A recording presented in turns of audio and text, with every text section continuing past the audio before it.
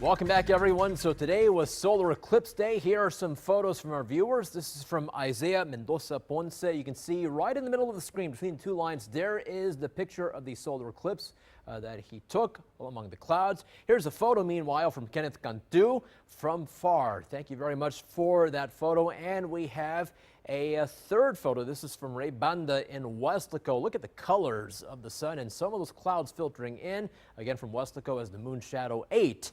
At the image of the sun. Thank you, everyone, for those photos. We saw a few showers earlier during the eclipse time, some spotty showers, though one of those was a very heavy downpour in La Feria earlier this afternoon. We saw a few heavy rains in the Edinburgh area earlier. Now some showers this afternoon for Starr County. Those are dwindling away as well. Should be quiet tonight for the overnight hours. Just a warm and muggy night once again.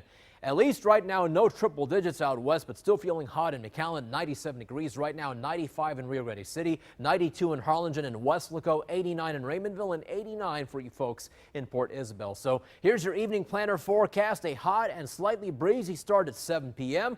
with temperatures in the lower 90s. Some of those clouds should thin out for the first half of the night. Then they start to come back later on this evening with temperatures in the mid 80s at 9 p.m., lower 80s at 11 o'clock tonight.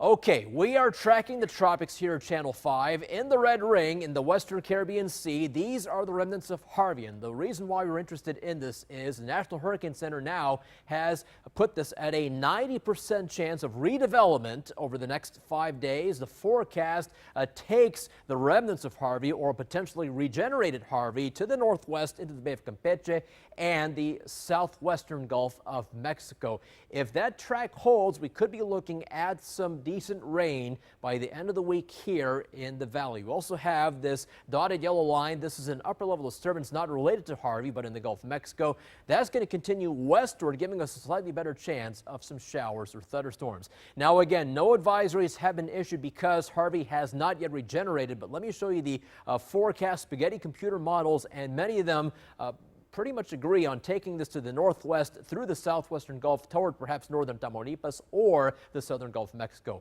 We are not trying to alarm you, but do think about your storm preparedness plans just in case.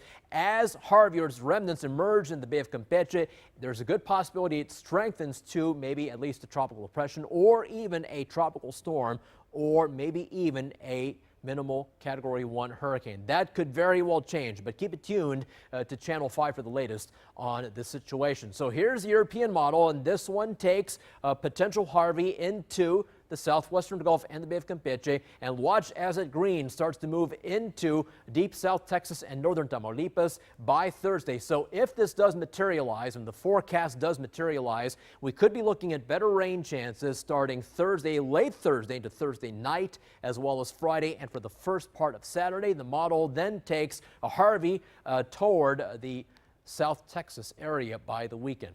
On the water, we'll have winds out of the southeast to east at 10 to 15 knots. The bay waters are a light chop. Next tide is a low tide at 9:43 this evening, and the seas are 2 to 3 feet. So for tonight, it's partly cloudy late. It is warm and muggy with low temperatures in the mid-70s. Then for tomorrow, partly cloudy skies continue. We'll throw in a 20% chance of some spotty showers or thunderstorms with high temperatures in the upper 90s. So again, our rain chances toward the end of the work week depend on where Harvey might end up, if Harvey regenerates. Right now, Harvey is disorganized, but that could very well change over the next few days. So at this point, we're going to put in a 20% chance of rain tomorrow, and then a 30% chance of rain Thursday. 20% on Wednesday, 30% Thursday, followed by a 50% chance of rain Thursday night into Friday, followed by a 40% chance of rain Saturday. But at least those high temperatures could be back in the lower 90s, a little bit cooler for Friday and the weekend.